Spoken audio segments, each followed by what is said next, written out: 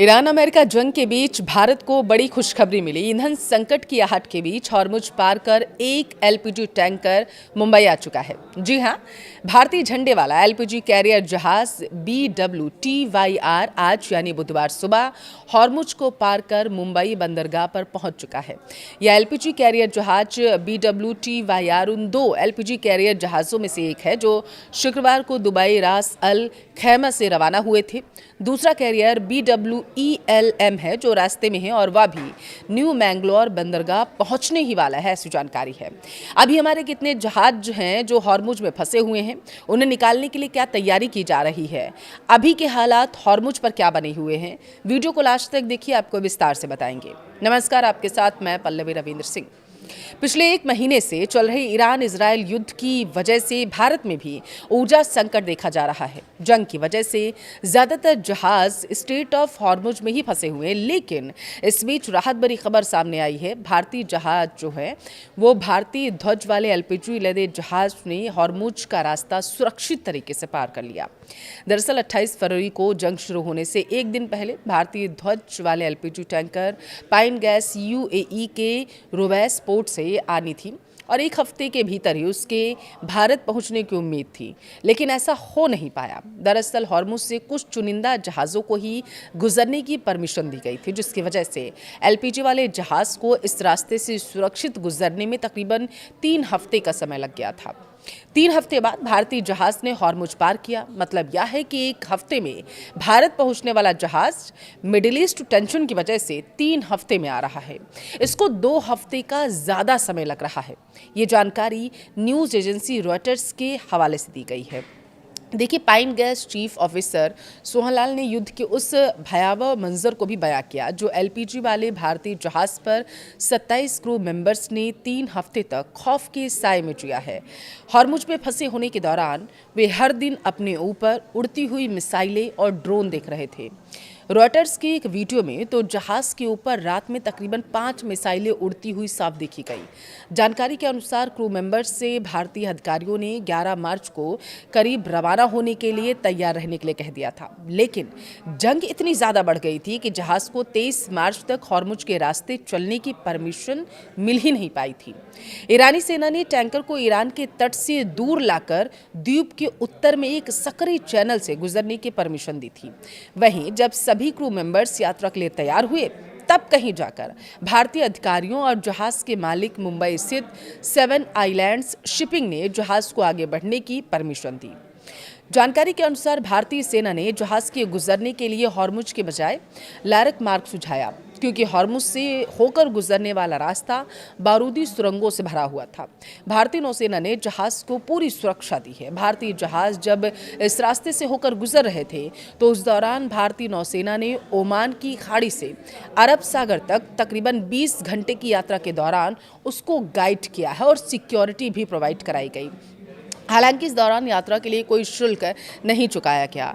भारतीय नौसेना ने भी इस बात की पुष्टि की है कि हॉर्मुज पार करते बाद उन्होंने भारतीय ध्वज वाले जहाज़ों को सुरक्षा दी थी। विदेश मंत्रालय ने बताया है कि भारतीय नौसेना सालों से ओमान की खाड़ी और अरब सागर में भारतीय और अन्य जहाज़ों के लिए समुद्री मार्गों की सुरक्षा सुनिश्चित करने के लिए वहां पर मौजूद है। पेट्रोलियम मंत्रालय अब तक यह कहता रहा है कि ईरान से तेल खरीद दोबारा शुरू करने का फैसला तकनीकी और व्यावसायिक व्यवहार्यता के आधार पर किया जाएगा। भारत ऐतिहासिक तौर पर ईरानी तेल का बड़ा खरीदार माना जाता है। एक समय भारत के कुल आयात में ईरान की हिस्सेदारी तकरीबन 11.5% रही थी। अमेरिका ने हाल ही में ईरानी तेल की समुद्र में मौजूद खेप की खरीद पर लगे प्रतिबंधों में 30 दिन की छूट दी थी, जो 19 अप्रैल को समाप्त हो जाएगी। यह कदम अमेरिका, इजरायल और ईरान के बीच जारी युद्ध के कारण बढ़ी कच्ची तेल की कीमतों को कंट्रोल करने के प्रयास के तहत उठाया गया। अनुमान यह है दरअसल कि समुद्र में मौजूद ईरानी तेल की कुल मात्रा तकरीबन 9.5 करोड़ बैरल है, जिसमें से लगभग 5.1 करोड़ बैरल भारत को बेचा जा सकता है, जबकि बाकी तेल चीन और दक्षिण पूर्व एशिया के खरीदारों के लिए ज्यादा उपयुक्त माना जा रहा है। मध्य पूर्व एशिया में जारी युद्ध की वजह से हॉर्मुज स्ट्रेट के पश्चिम में 18 भारतीय ध्वज वाले कार्गो जहाज पिछले लगभग 33 दिनों से, यानी जब से युद्ध चल रहा है तब से फंसे हैं। जिन पर तकरीबन 485 भारतीय नाविक सवार हैं।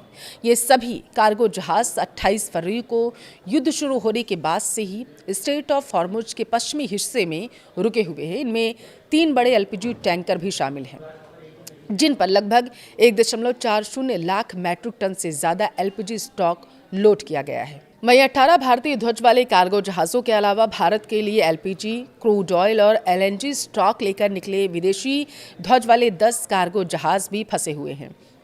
देखिए, विदेशी ध्वज वाले 10 कार्गो जहाज में से 3 कार्गो जहाज पर एलपीजी लोड किया गया है, 4 कार्गो जहाज पर कच्चा तेल है, उनका स्टॉक है, जबकि 3 पर एलएनजी लोड किया गया है।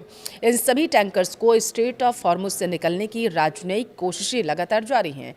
शिपिंग मंत्रालय के मुताबिक सरकार की प्राथमिकता भारतीय ध्वज वाले कार्गो जहाज़ों को वहां से पहले निकालने की है। पिछले एक हफ्ते में 4 भारतीय ध्वज वाले LPG tanker straight of Hormuz से निकाले जा चुके हैं। इनमें BWTYR है। एलपीजी टैंकर के मंगलवार रात मुंबई पोर्ट पहुंचने की खबर है, जबकि BWELM एलपीजी टैंकर जो है वो कल यानी कि गुरुवार को न्यू मैंगलोर पोर्ट पहुंच जाएगा।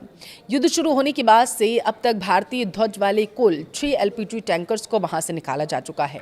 पाइन गैस और जग वसंत 92,612 टन एलपीजी लेकर 26 मार्च से 28 मार्च के बीच भारतीय बंदरगाहों पर पहुंच चुका था। इससे पहले एमटी शिवालिक और एमटी नंदा देवी लगभग 92,712 टन एलपीजी लेकर 16 मार्च को गुजरात के मुंद्रा बंदरगाह और 17 मार्च को कांडला बंदरगाह पहुंचे थे। अब तक भारतीय ध्वज वाले 6 जहाज स्ट्रेट ऑफ हॉर्मुज से होते भारतीय पोर्टों पर पहुंच चुके हैं। बताया जा रहा है डीजी शिपिंग नियंत्रण कक्ष 24/7 चालू है और पिछले 24 घंटों में भारतीय नाविकों और उनके परिवारजनों की तरफ से 144 कॉल और लगभग 290 ईमेल रिसीव किए जा चुके हैं। अब तक 959 से ज़्यादा भारतीय नाविकों को सुरक्षित वापस स्वदेश भी लाया गया, जिनमें से 9 नाविक पिछले 24 घंटे में भारत वापस आए हैं।